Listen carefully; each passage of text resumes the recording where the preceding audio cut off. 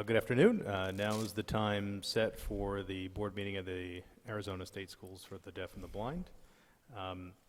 We are going to begin with our call to order, but before we do that, I just wanted to mention we have 3 board members who have not yet been appointed or reappointed to the board. We are waiting on those. Excuse me, this is Shelley's interpreter. We can't hear you.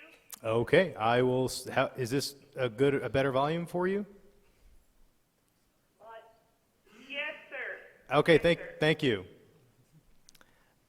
We are proceeding under ARS 38295 that allows board members to proceed in their positions until appointments or reappointments are made. We will begin with agenda item 1.01, call to order, and we'll need the roll call. Suke, are you on the phone?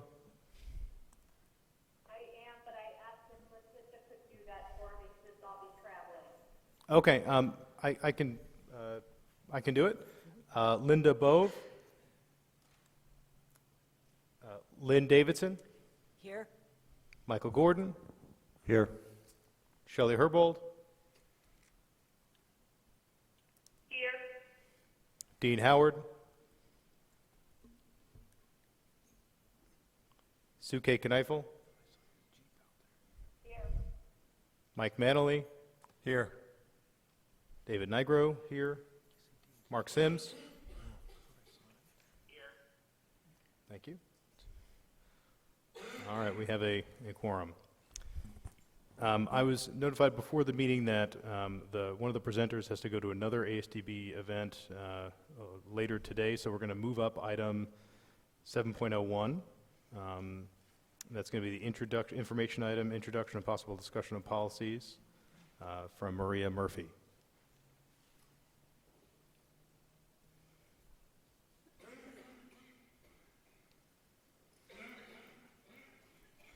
Good afternoon, Board President Nigro, members of the board, Superintendent Reichman, Assistant Superintendent Rex. Thank you for accommodating my event schedule. At this time, you have the red lines of the initial proposals of revisions for IKAB, JFABC, and EHB for discussion. They were posted to, well, first, let me not get ahead of myself. I did present them to the board policy subcommittee, and questions were answered. A few minor changes were made, and they were posted on the agency website. No comments were received, and that's all I have at this time. Thank you. Do any members of the board have any comments on any of these items? Hearing none, we'll resume the regular scheduled agenda. We're going to start with 1.02, call to the public. Call to the public on agendized items. As is typical, each speaker will have 3 minutes. We have received one request from Danny Lawrence. Is she here today? Okay.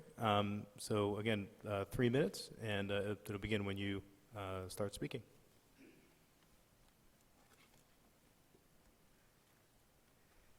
Appreciate it. Thank you, board members, ASDB administration, President Nigro, for the opportunity to speak on item 1.05, the agency profile report.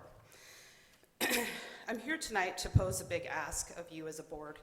As you approach your strategic planning sessions, could we please make this a year where we create some programs for the visually impaired community at ASDB? Reading over this agency profile report, I was particularly impacted by the 2-page description of services offered to students in the deaf and hard of hearing community, while similarly the blind and visual impairment community got 1 true paragraph of a description of their minimal services. There are no Braille classes for parents offered, but ASL classes are offered for families. There is no blind mentor program, but there is a deaf mentor program that was truly the highlight of this organization last year. In 6 years of dealing with ASDB, I have encountered no one who is blind or visually impaired working here. Camp LEAP sounds like an amazing opportunity for the deaf and hard of hearing community to connect with vocational rehab and help high school students plan for the future. Is there some reason that ASDB is not offering that for high school planning for blind and visually impaired children? Is their job readiness any less important? Recently, I heard there's a low vision specialist now working for ASDB. Thank you for that, but it's one individual to travel the entire state. The agency report there spends ample time stating that ASDB supplies APH literature materials, and honestly, I really feel like that's the expectation of an organization that serves blind and visually impaired students. There's nothing in this report for the blind community here that comes anywhere close to the level of services being rendered for the deaf community within ASDB. If as board members in strategic plan, you cannot bring yourself to support some new program development, please help advocate for the separation of these two populations so all the students at ASDB get their needs met. Thank you. Thank you.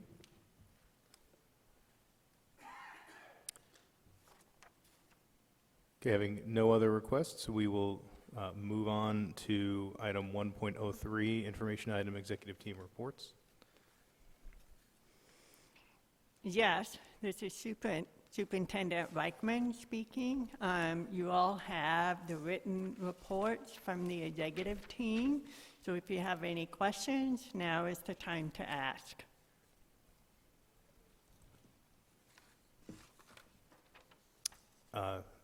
Hearing none. Is that correct? Yeah.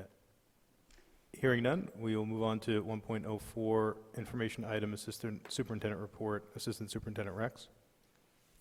Thank you very much. Good afternoon, Board. President Nigro. You have my report, but I also have some information as well as a PowerPoint to share with you this afternoon. With the Phoenix State School for the Deaf resignation of Principal Courtney Fritz, I want to give you an update. We all know that the classroom teacher is one of the most visible people in our students' life at school, but it is truly the principal that is responsible for ensuring high quality education for the students that go to the school. So we have been developing a timeline and working on what we need to see to hopefully advertise to get the best possible candidate to replace Ms. Fritz. We know that great principals take responsibility for the school's success. We know that great principals lead teaching and learning. We know that great principals hire and develop but retain excellent teachers. And we know that great principals build a strong sense of community. And those are some pretty big shoes to fill at the PDSD campus. But we currently are working on a timeline where we are working on the PDQ, which is what's going to help us with our advertising, which will be going out at the end of this month. We will be developing an interview committee. We will be working with staff to find out what type of needs they have for our leadership. We will be focusing questions with the PDSD staff on what their leadership expectations are. We will have a committee, and we will be asking for one of you board members to volunteer to serve on the hiring of our principal. We look forward to creating that checklist, advertising that position, screening applicants, and then bringing highly qualified applicants to you as part of the interview process. In March, we are looking to conduct interviews for the principal position, and hopefully bringing a recommendation to the superintendent or final candidates for another round of questions, and bringing to you in April or May approval of the principal position so that person can come on as soon as possible. Courtney Fritz will be here till the end of June, and we want to give those two individuals and that leadership as much transition time as possible. So I wanted to give you an update on that. Also, there's been a request at our last meeting to give an update on our distance itinerant service program.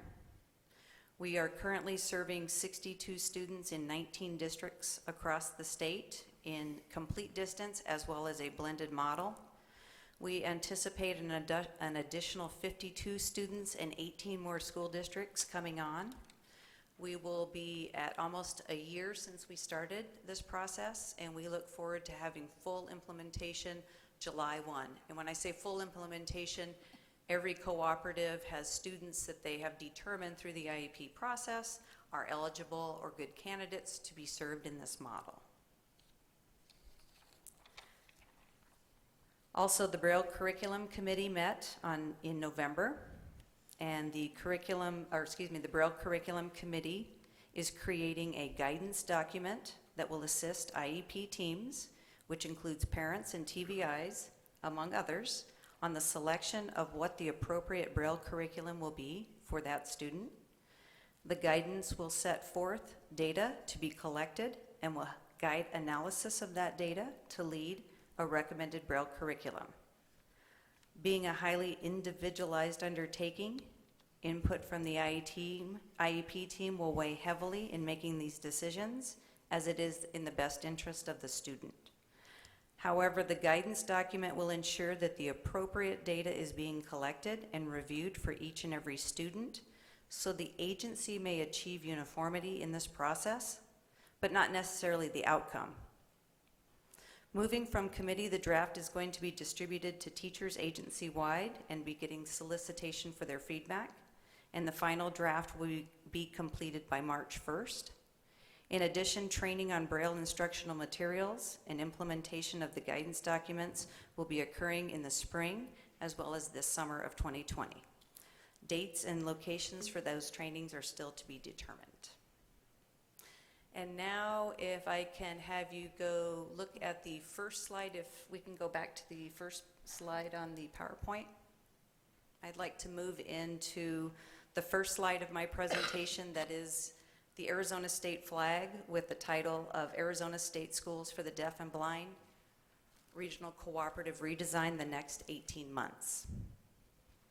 What I hope to share with you today is a reiteration of why we are doing our redesign, what we are doing now and what we will be phasing in, where we are with our distance itinerant services, who will be helping us along the way, and how we will get to the target goal of full implementation by July 2021.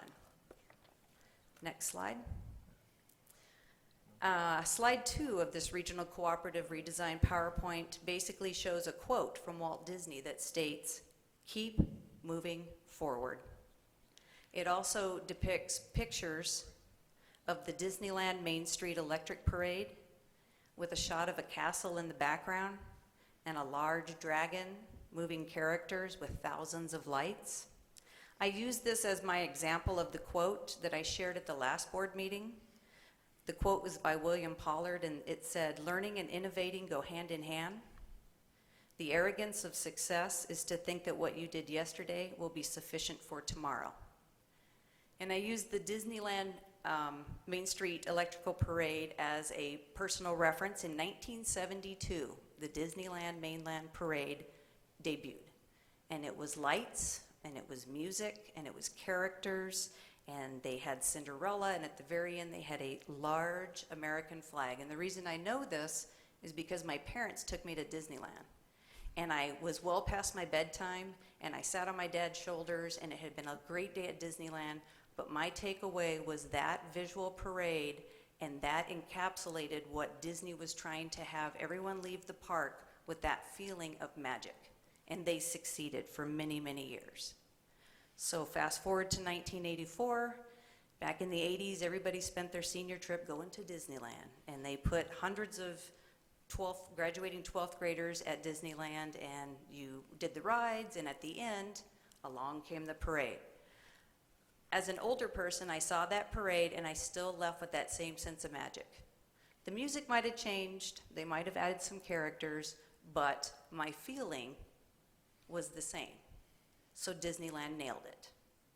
Now, fast forward to 1990. My daughter won a trip to Disneyland, and we all got an all-expense-paid trip to Disneyland. And I loved all the rides, and I loved sharing that, but I could not wait to share with her the light parade.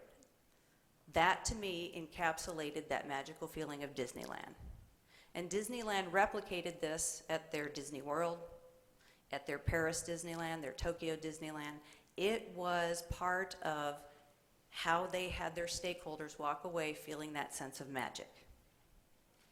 But poor attendance, new technologies, new rides in the park competed for the parade's goal with the stakeholders that were using the park.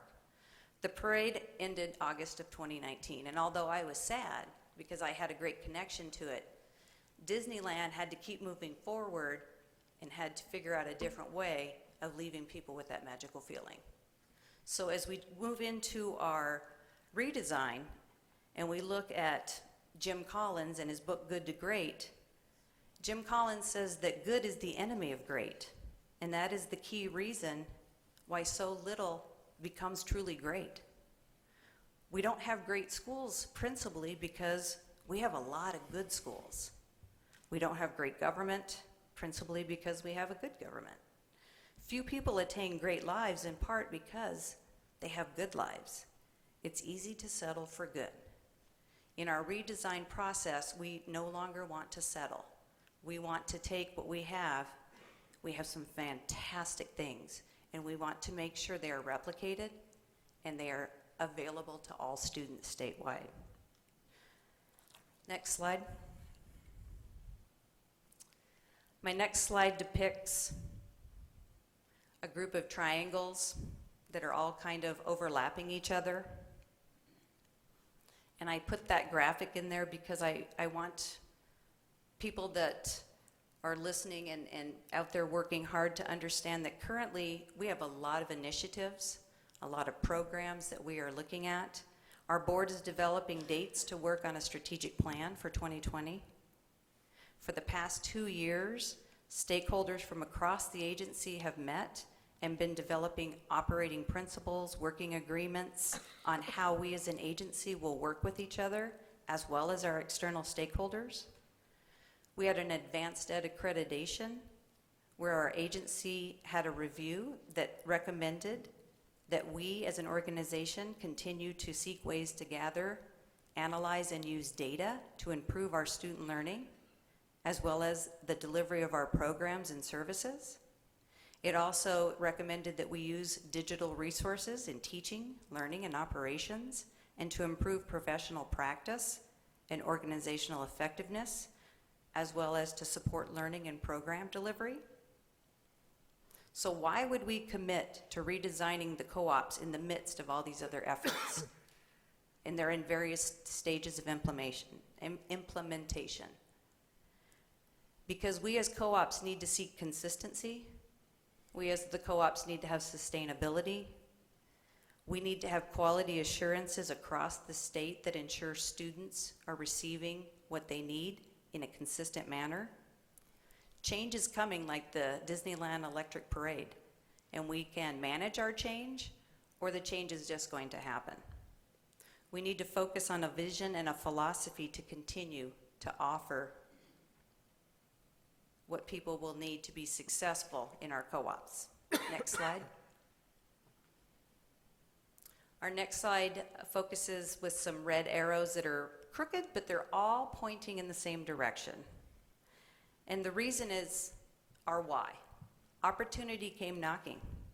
We have a director that has retired and will be finishing out this year. We have an interim director that will be finishing out their year.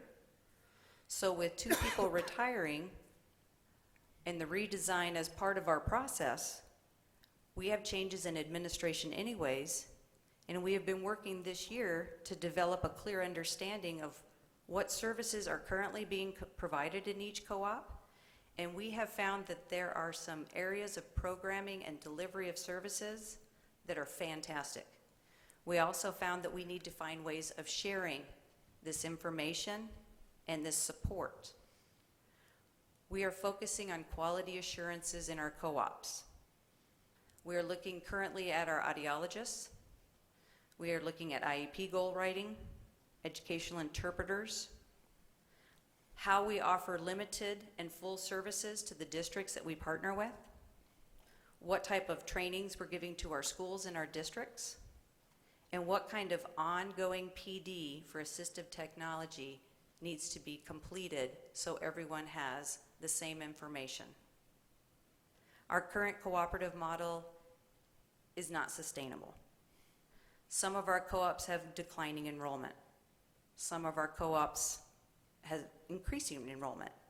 And if we have a good plan, we can make the best use of our resources, which is our teachers, to meet those needs statewide.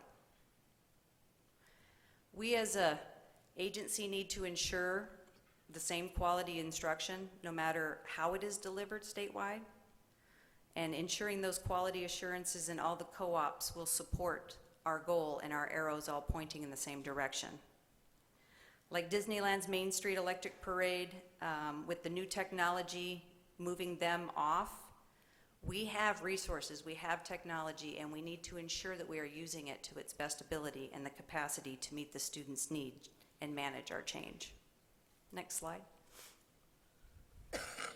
We have a vision statement that reads, a united statewide program providing itinerant services, promoting quality assurance, and ensuring all students have access to learning in their districts and schools, using statewide resources to guarantee consistent delivery of research-based strategies and highly qualified staff. That is our why, that is our vision, and every time we look at a quality assurance, every time we try to think of ways to innovate and make our cooperatives better, we are using that vision statement as a tool. Next slide. What we know at this point in time is we have a target date of July 1, 2021 for full implementation. We have used enrollment data, and we've determined the decline in rural areas and the increase in metro areas. Making sure that we are hiring teachers of the deaf and TVIs that are highly qualified is an ongoing challenge. We have retirements that are creating a need for us to be able to serve the current districts that we have agreements with, but we now have districts that never had an agreement with us that want to partner with us because the people that they had in their own personalized programs are also retiring. So the need is increasing, and the pool is being more and more difficult to find the highly qualified people that we need. We have to have people that can reach all over the state and serve students. And that's where we kind of have been leaning in to use our itinerant remote model. We know that kids graduate, we know they move in and out of our districts, but the focus of our redesign will use data to ensure that we are redirecting the support throughout the co-ops and using our resources and delivering the training to give the highly skilled teachers what they're going to need to serve students statewide. Next slide. We have phase 1, which is rolling out. Phase 1 includes the Eastern Highlands Co-op, the North Central Co-op, and the Southwest Cooperative. Using enrollment information, succession planning for the 2 directors that are leaving, and unifying the skills of the administrative assistants at EHR, NCR, and SWR, it was determined that Michelle Lucci will now be the director for those 3 co-ops and continue serving the distance itinerant program. Our staff was notified last week about that redesign update. We try to give updates as soon as we have concrete information to push it out to our stakeholders, our internal stakeholders. Tomorrow, NCR, EHR, and SWR admins will be meeting and doing a work study session and preparing for the 2020 school year. We are taking these admins, we're looking at what they are currently doing, and we are redistributing their work and ensuring that we will have a smooth transition when July and August rolls around. We are needing to focus on the needs assessment, and we are looking at innovations that are established by our staff. We have staff members that are already coming and saying, have you thought about this? Have you thought about that? And these are the teachers that are actually doing the work, and they are coming up with good ideas. And we are listening, because as part of this redesign, we're not sure exactly where it is going. We know why it is going, but we want them to be a part of that change and be able to manage the change along with us.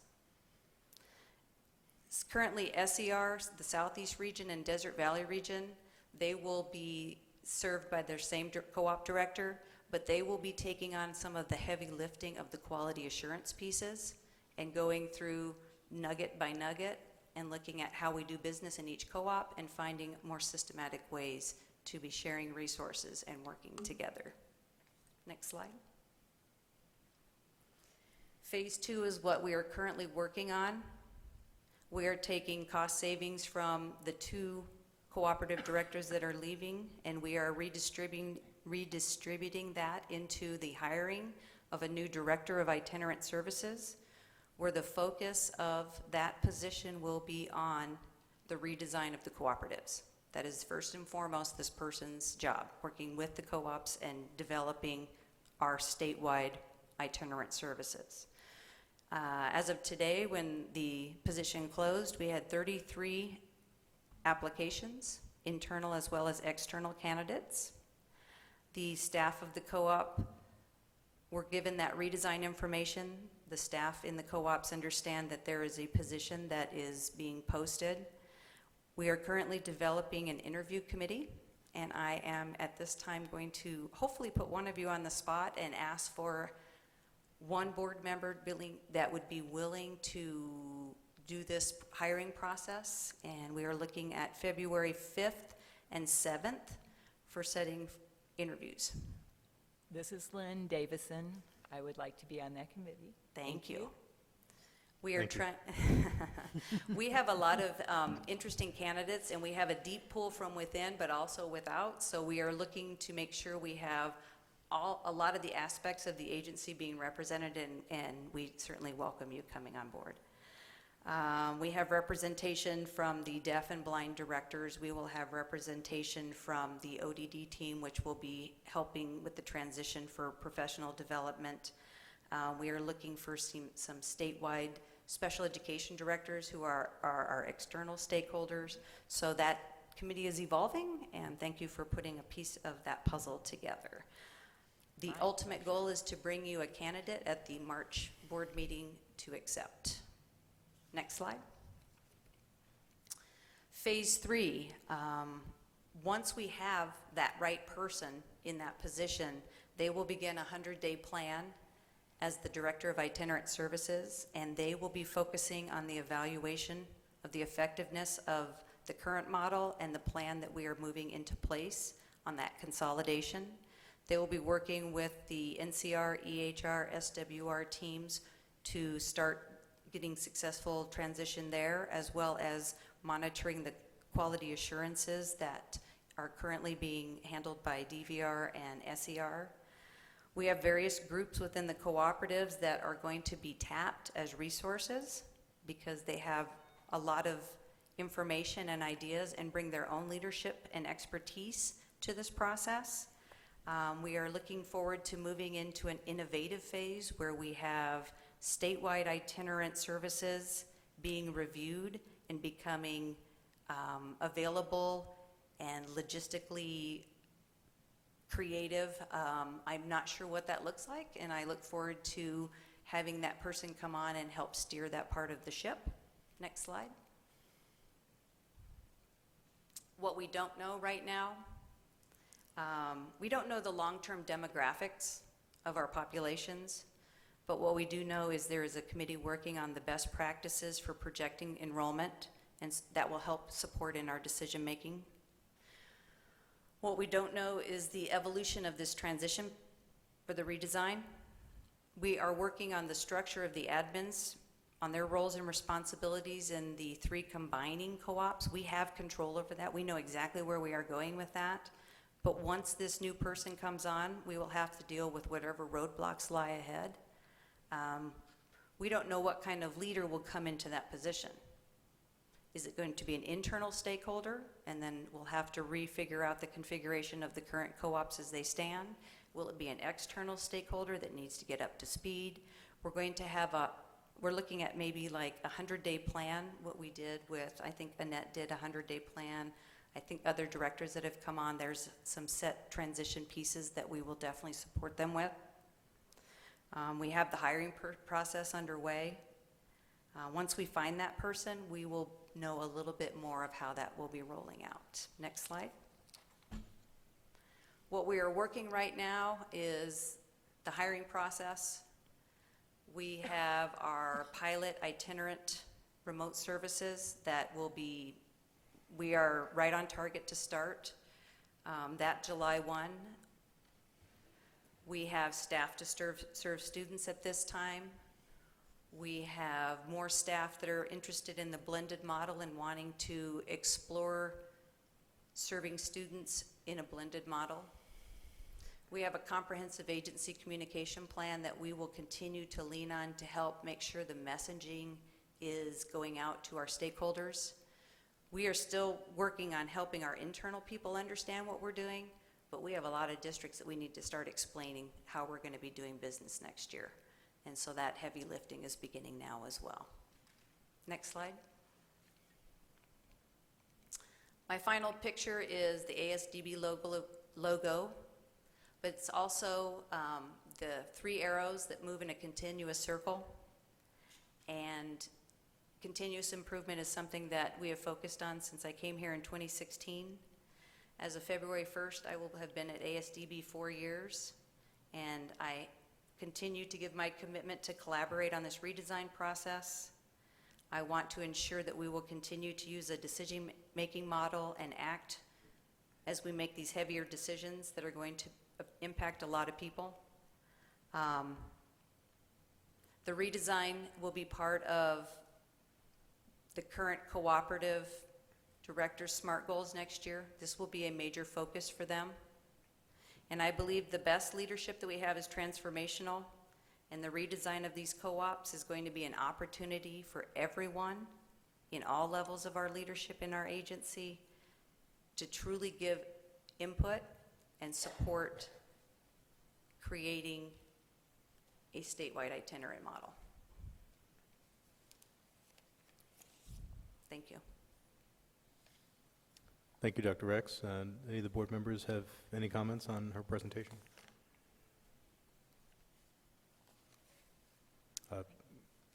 Thank you. This is going to be a major structural change, but I think in the last year or so, I think our opportunities for improvement are on the consistency and quality assurance pieces of the cooperatives, and I think this is going to go a long way to address some of those so that we can ensure that every student in the state has access to the same high-quality services. All right, the next agenda item is item 1.05, information and discussion items, superintendent's report and executive session pursuant to ARS 38431.03A1. Superintendent Reichman. Good afternoon, President Nigro, members of the board.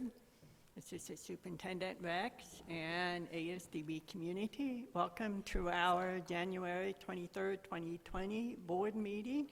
As you've already seen and heard, a lot of exciting things are happening throughout the agency, and there's a lot more going on. My presentation will be split into 2 parts. One is the public presentation, where I give you sort of the state of the agency. That is a retrospective of 2019, what we've done in the last year. Then the second part, we will all go into an executive session to talk about the intent to offer contracts to our leadership team. That is the executive directors, and the principals. And then we have a list of teachers that we want to offer contracts for the next school year for 2020 to 2021. So this part here is 2-part, okay? So I'm going to start with the state of the agency report. If you recall, about 2 years ago, I shared a story with you about the Chinese bamboo tree, right? I know you've heard this multiple times, but as I was preparing for the retrospective of 2019, it really brought me back to that story.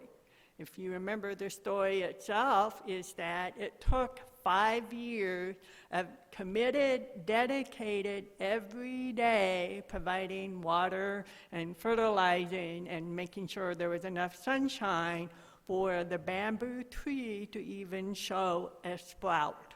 5 years before we had a little sprout above ground. And the reason it took 5 years for that little sprout to show up was because it really needed a very strong, extensive root system to support the growth of 80 feet in 6 weeks. You recall that? So in 2019, we're in our third and fourth year. You just heard Assistant Superintendent. She is starting her fourth year.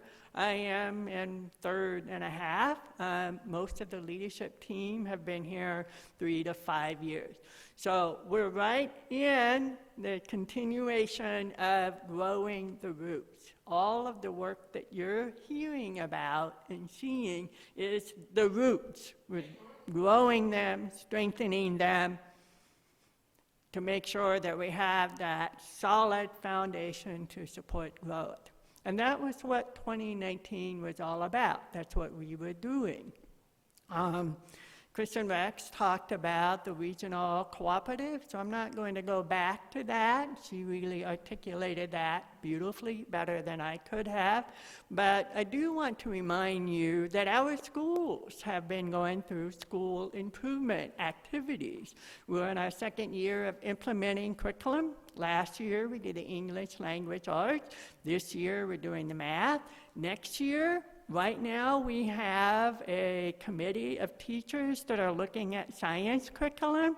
We'll be selecting one. We'll be presenting to you, the board, for adoption, and then we'll implement in the next fall. So for our teachers in our 3 schools, this has been tremendous changes for them.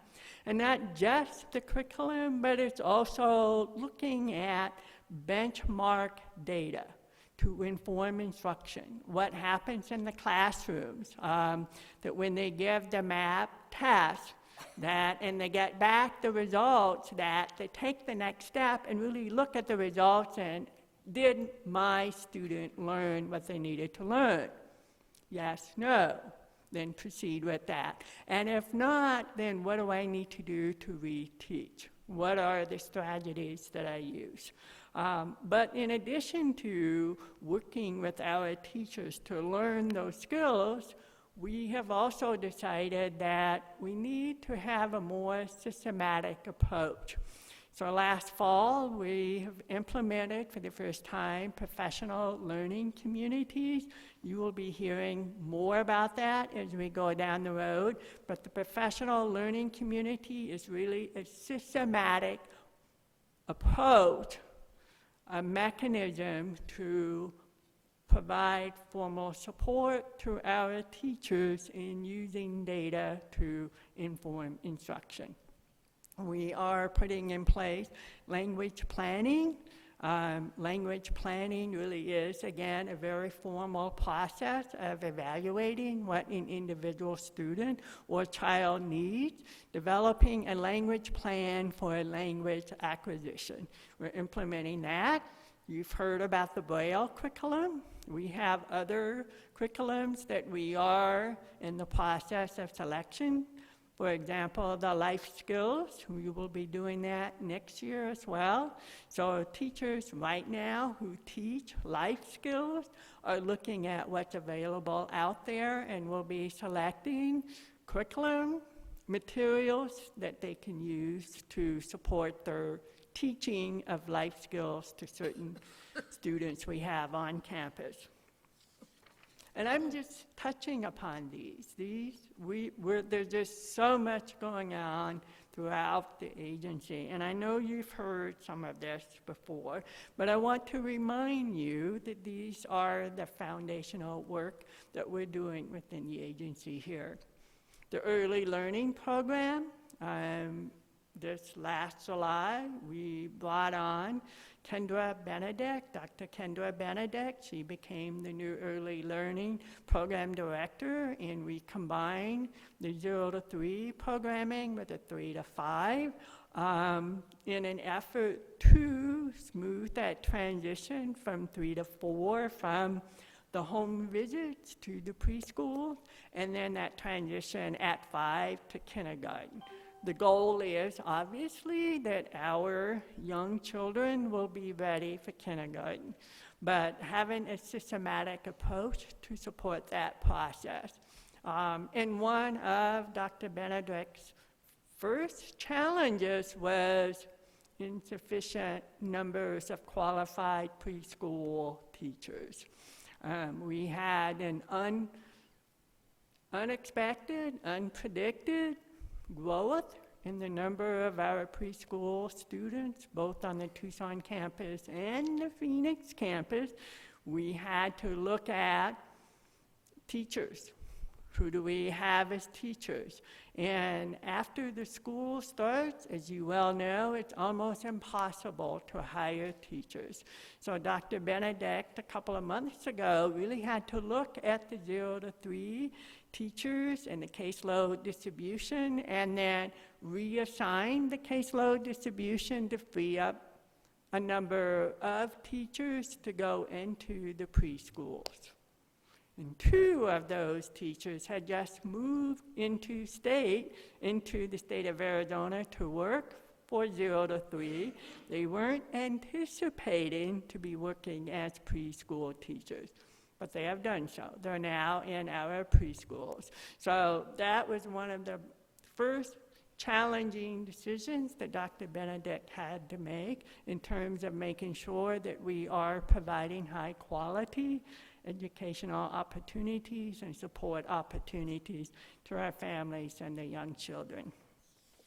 So I could go on, but I think what I'm going to do now is just sort of stop. You've heard most of this before.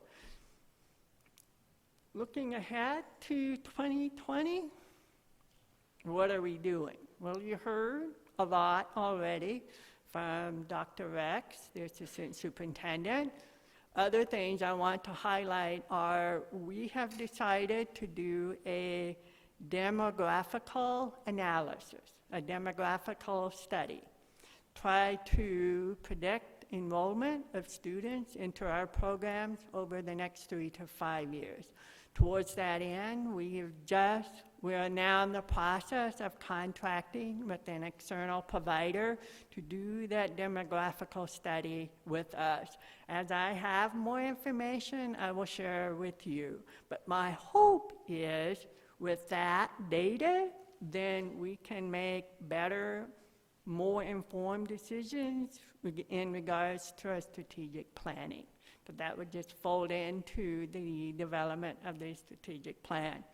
So that leads me, 2020, you, the board, and the agency will be actively engaged in developing a strategic plan. Later in the agenda, we will be asking you to commit to almost monthly work study sessions to be working on the strategic plan.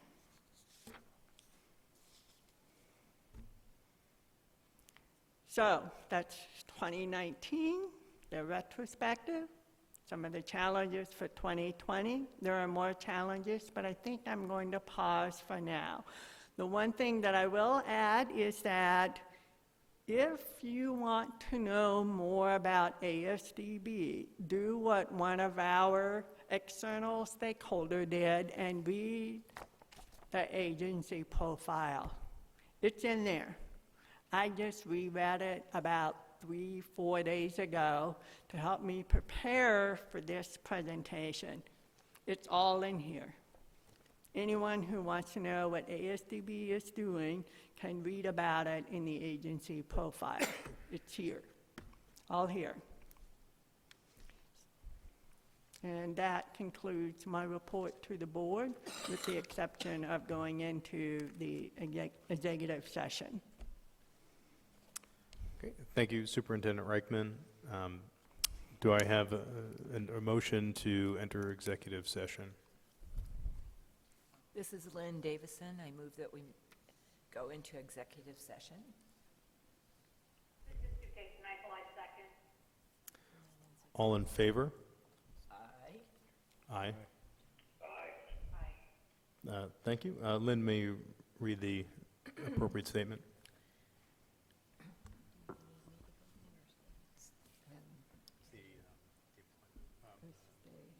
If I need you, I'll call you.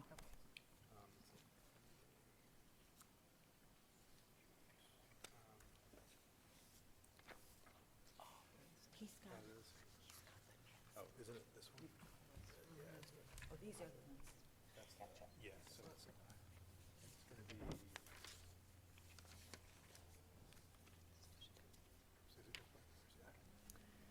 Pursuant to ARS 38-431.03A1, the Board of Directors may vote to go into executive session, which will not be open to the public, for the purposes of discussion and consideration of employment matters. Thank you.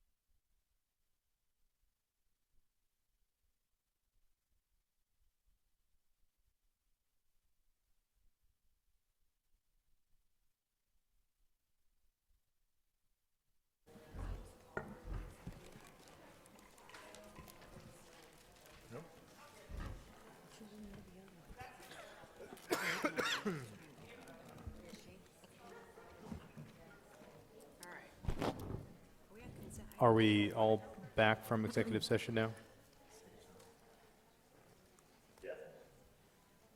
Okay, great. Now, excellent. Now we have left executive session, and we will move on to the consent agenda. 2.01, consent agenda item approval of consent agenda consistent with board policy to include items 3.01, 3.02, 5.02, 5.03, 5.04, 5.05, 5.06, 5.07, 5.08, 5.09, 5.10, 5.11, 6.01, 7.02, 7.04, and 7.05. Is there any discussion from the board who would like to remove any of these items from the consent agenda for further discussion later in the meeting? Hearing none, I will entertain motions to approve the consent agenda. I move to approve the consent agenda. Lynn Davison. It's Mike Manley, I second. Okay, all those in favor? Aye. Aye. Aye. All those opposed? Okay, great. The consent agenda is approved as written. We move on to agenda 3.03, information and discussion item, potential agreement between ASTB and ADE. And for this part, I will entertain a motion to enter executive session for purposes of obtaining legal advice. This is Mike Manley. Can I just let the board know that I need to recuse myself from this discussion since it's directly related to my day job? Yes, thank you for letting everyone know. You can still vote to go into executive session. Do I have any motions to go into executive session to discuss this agenda item? Lynn Davison, I move to go into executive session. This is UK, I second. All in favor? Aye. Aye. All opposed? Thank you. Lynn, may you read the appropriate statement?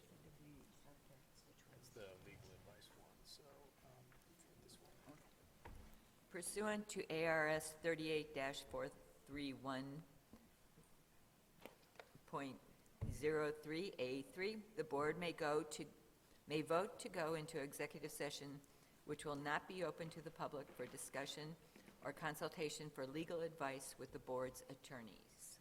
And it's also actually 8-2 as well, because it's both. Pursuant, the second one? This one? 8-2.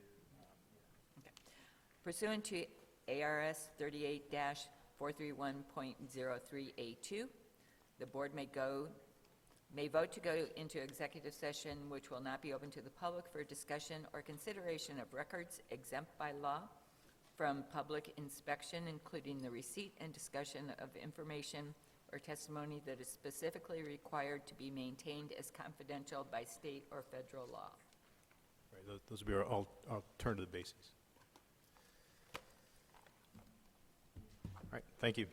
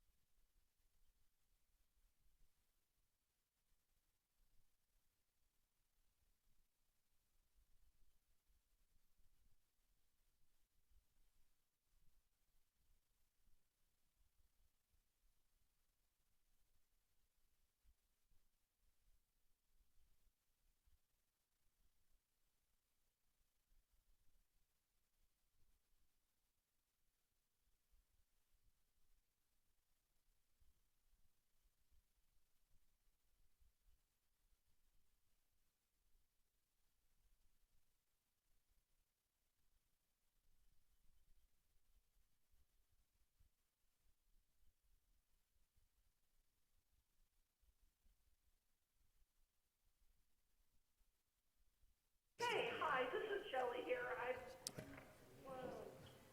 I'm back. Hi, Shelley. This is David. We have maybe one more minute in our break, unless everyone's ready.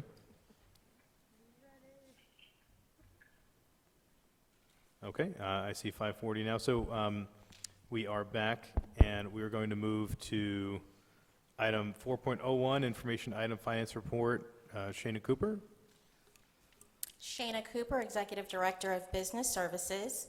Good afternoon, Board President Nigro, Superintendent Reichman, Assistant Superintendent Rex, members of the board, and ASDB community.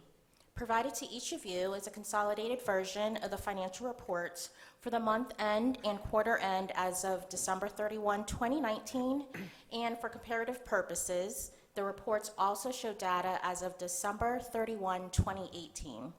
Due to scheduling conflicts, we did not have a Finance Committee meeting in January. However, we are planning to meet in February to review the information thus far. I do have one informational item that was not included in my report, as the information was just published last week from the state's Joint Legislative Budget Committee. The fiscal year 2021 baseline book was published last Friday, and it shows an estimated increase in our appropriated funds of about a little less than $40,000. The increase is due to an anticipated growth in revenues within our Schools for the Deaf and the Blind Fund. Please note that the baseline provides an estimate of the state's general fund balances and does not actually represent a budget proposal. The approved fiscal year 2021 appropriation report will be published by the Joint Legislative Budget Committee in June, and at the July board meeting, I expect to provide any updates to our appropriations. Continuing on to the actual report, as referenced on page 1, as of January 1, 2020, there were 519.54 filled full-time equivalents and 106 vacant positions. The vacancies included several positions, including teachers, instructional assistants, residential service assistants, interpreters, bus drivers, and 27 various other positions. Within the 27 various other positions, Business Services is down to one current vacant position, and that's the assistant controller. I do expect to conduct interviews within the next 2 weeks, and hopefully we will be able to identify the candidate. So that means Business Services should be fully staffed at that point, and I will be able to get the help to help me with my day-to-day actual role that I currently have. So as of January 1, 2020, we had 2,133 students, and as of January 1, 2019, there were 2,056 students, so a little difference of about 77. On the bottom of page 1 and on page 2, you will see that the increase in our students when comparing both school years is within our birth to age 3 children, where it was 456 this year and then 413 last year. And preschool students now is 231, whereas it was 178 back in 2018. As of January 1, 2019, there is a decline in our site-based school enrollment on the Tucson campus and the regional cooperative students. Although the overall decline in the regional cooperative student enrollment, you'll notice there is an increase in the DVR regional cooperative and a decrease within the NCR regional cooperative. Page 3 actually begins the financial summary comparing current year to prior year data. Collected revenues thus far as of December 31, 2019 was $12.8 million compared to $4.5 million last year. So an increase of about $8.3 million, and that actually relates to the delay in receiving the November 2018 voucher revenues, whereas this year the November voucher payment was actually collected in December. Expenditures have increased from last year to this year by about $1.5 million. And the increase in expenditures is really due to the increase in equipment and total payroll, as well as professional and outside services. Pages 5 through 8 show the fiscal data in various formats and visuals, more specifically by fund source and by program. And then on page 9 actually shows you the budget status report showing actual revenues and expenditures comparison to the agency's budget. On that report, you will see, as of December 31, 2019, a $392,000 deficit. And what that means is our total revenues of $25.4 million compared to the $25.8 million in actual expenditures. The end of the second quarter has actually occurred, so I provided to you the balance sheet, the income statement, as well as the statement of cash flows as of December 31, 2019, compared to where we were December 31, 2018. Based on all of the review of the financial data thus far, I do not have any material concerns that I need to share with the board.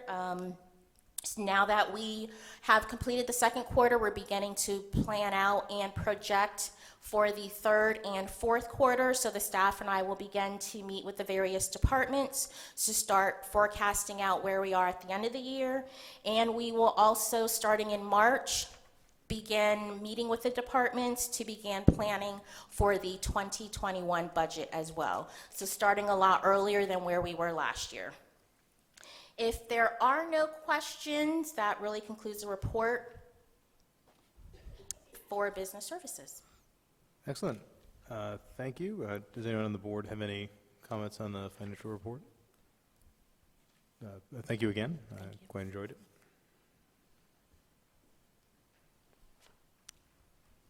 And moving on to the next item, 5.01, consideration of possible action of the November 15th, 2019 email from Sarah Laird to the board regarding policy G1900. I will now entertain a motion to go into executive session.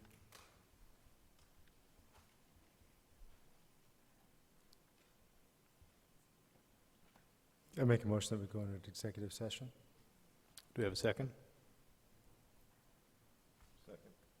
All in favor? Aye. Aye. All opposed? Okay. You can read the appropriate statements of the legal advice one.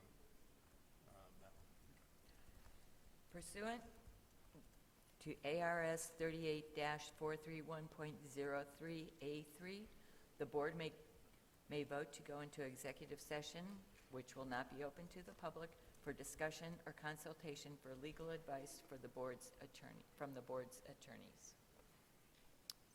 Thank you. It'll just be the board in executive session. The superintendent will not be joining us.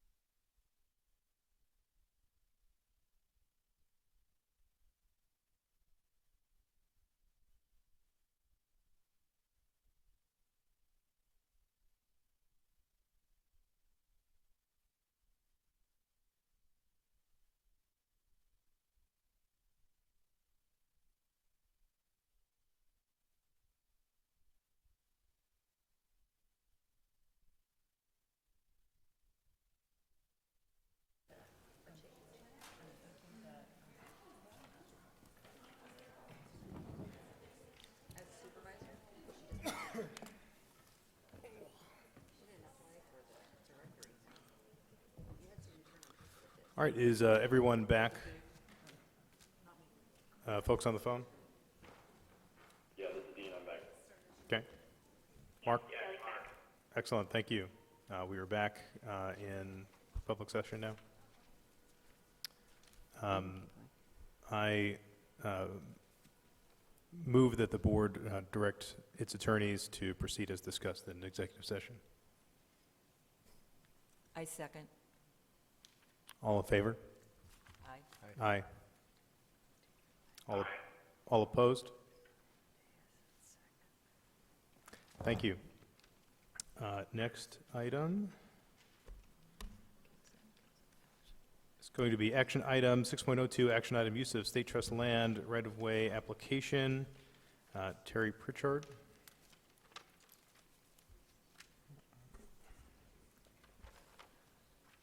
Good evening, Board President Nigro, members of the board, Superintendent Reichman, Assistant Superintendent Rex.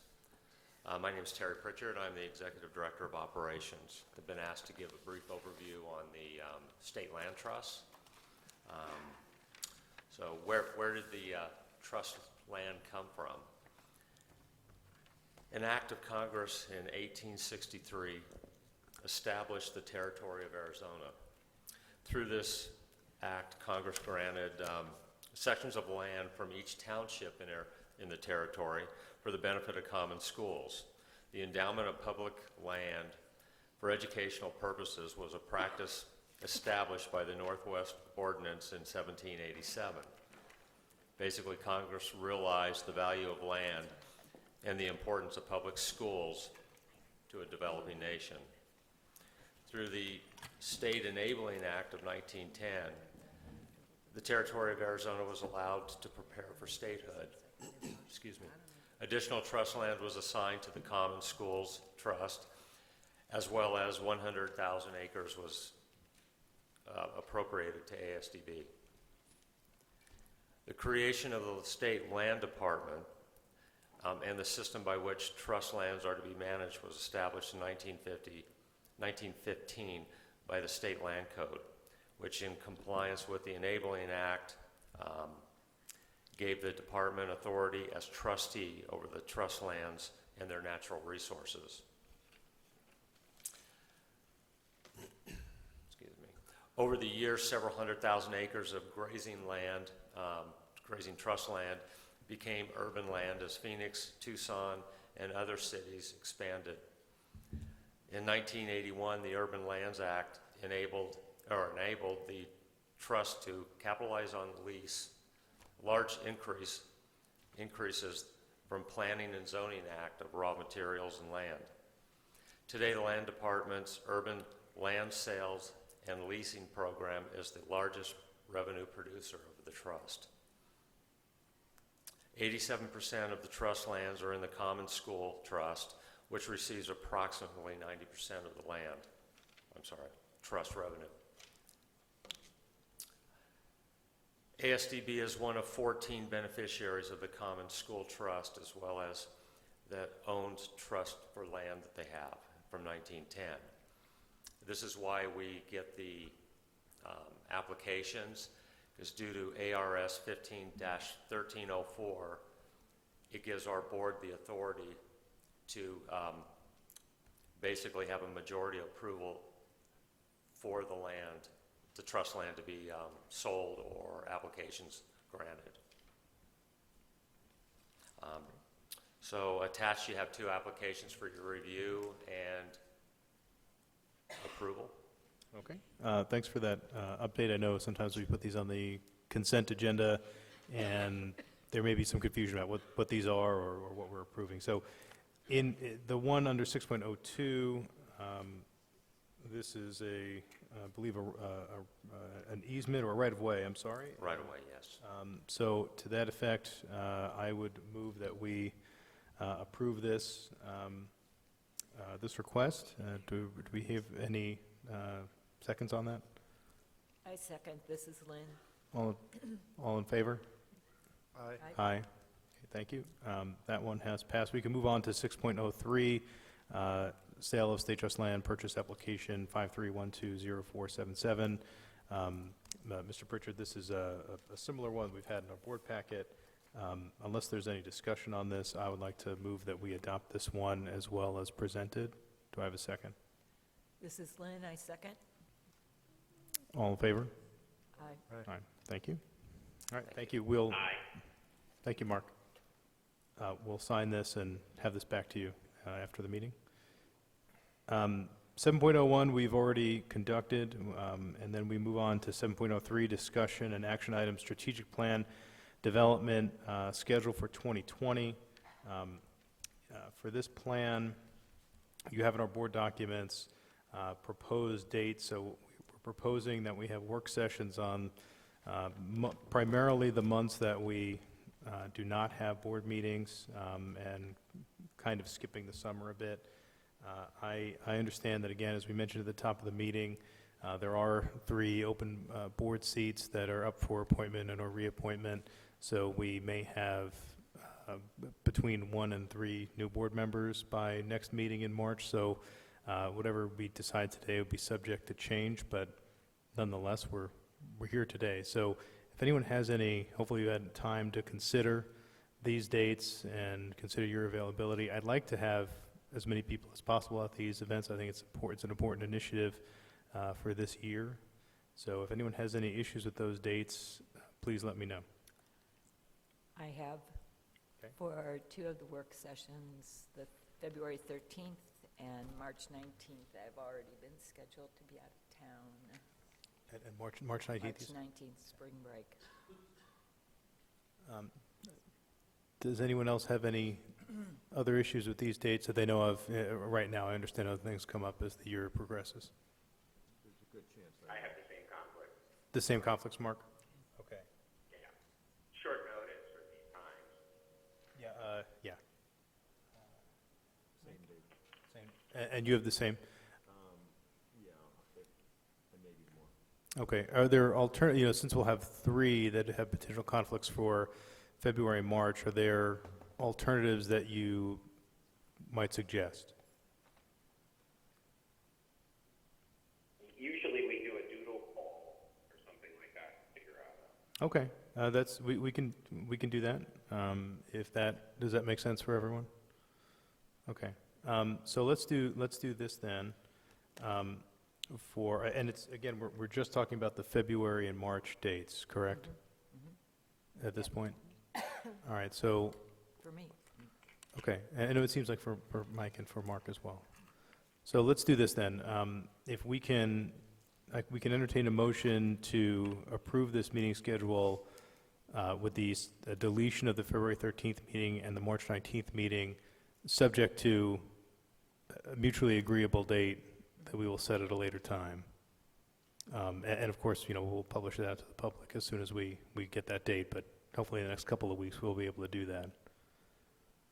Can I entertain such a motion?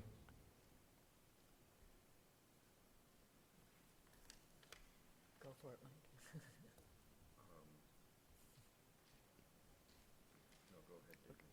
This is being so moved. Okay, do I have a second? Lynn, second. All in favor?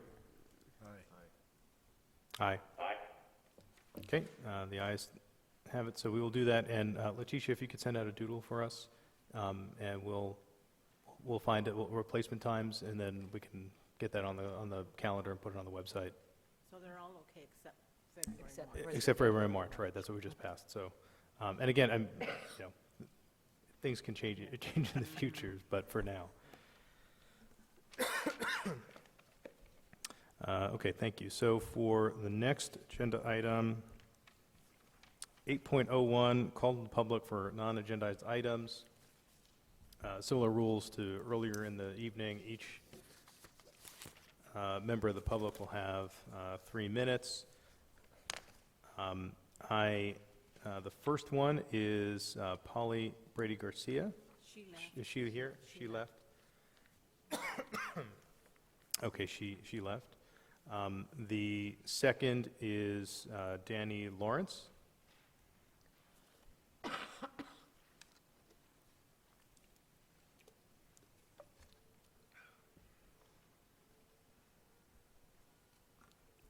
Thank you all for the opportunity. Before I start, I know this counts for my time, but I just wanted to have a reality check for you about something I saw here tonight. And I know it was just a slide, but it was also an analogy spoken about here this evening. And I just want to say that there's nothing Disneyland-like about my son's education or his future. No mom does this for 14 months and drives thousands of miles to get your help because I find anything fantasy, fairy tale-like about my son's education. So I would gladly volunteer for your committee to bring needed stakeholder attention to that committee. This evening, I wanted to express my growing concern about the implementation of the remote education pilot program. In 2012, the last audit conducted by the Auditor General's Office specifically called for the creation of a remote education program. 7 years later, it's great to see some movement here, but please understand that another audit is due in the next 2 years, if not sooner. In that report, I have emailed all of you this evening. The evidence is provided, and the agencies who have found success are mentioned. There is no need to reinvent the wheel, only to study what's been available to you. It's worth mentioning that that same audit report suggests sunsetting this institution if continued failures aren't addressed and AZ merit outcomes continue to decline. As a board approaching your next strategic planning, I believe that the rollout of this program will be the most important legacy that you leave behind. Not only is virtual education a cost savings to the organization, but in my experience with our itinerant teachers up north, it's conducive to employee retention as well. It's also important to acknowledge that many of the funds given to ASCB through federal and state grants are achieved for the purposes of statewide services, and this program would help to deliver that equity. There are some really important pieces that I'm not hearing about as a consumer of those services, and I was hoping as a board you could help in the forefront moving forward with your planning. First, in the budget submitted to the governor in the fall, I have found no additional dollar allocations made for this equipment needed for the pilot program. How do we create this type of change without money?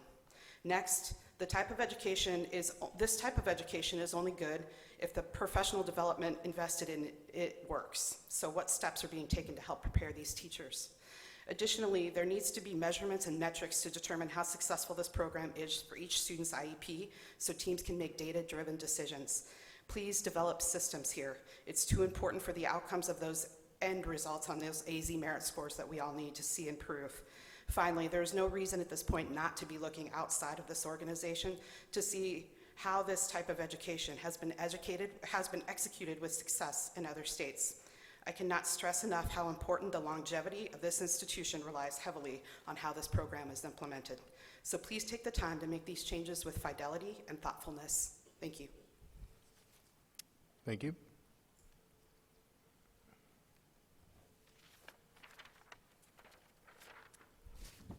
The next speaker is, I believe, Donald Hazlitt.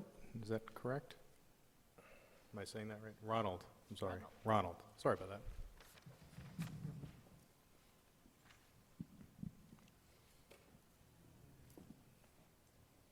Hello. Hello, Board President, Board members, Superintendent Reckman, Assistant Superintendent Rex.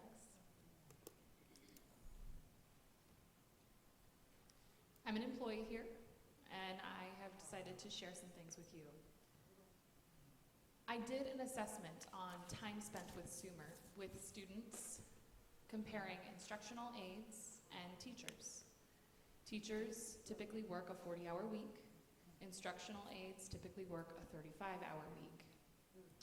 I noticed when it comes to students, they only work with teachers in their classrooms. Instructional aides help students access everything. They travel with their students to PE, attend lunch, are attending to students at recess, whereas teachers are focusing more on paperwork and planning. When you count how many hours are devoted to direct instruction to the classroom with their teachers, compared to how much the instructional aides are with the students, the majority of time is spent with the instructional aides, less than what is spent with the teachers. The 35 hours a week that instructional aides are on campus is spent with students, compared to only 20 hours a week with the teachers.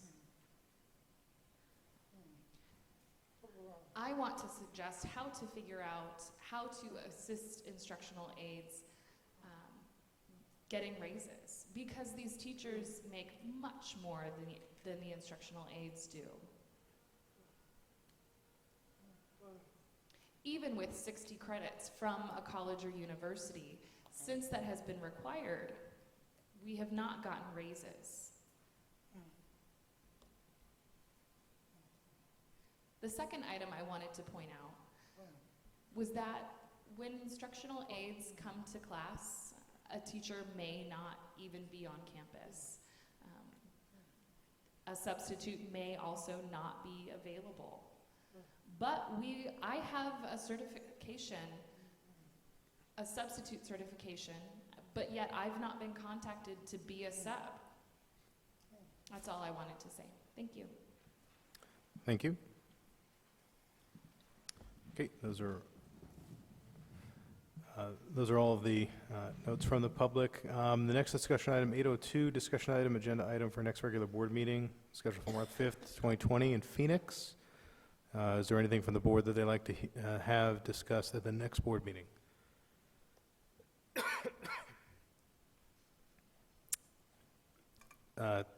Hearing none, we can move to agenda 9.01, meeting adjournment. I move that we adjourn the meeting. Sorry. I second. This is Lynn. All in favor? Aye. Aye. The motion carries. Thank you very much.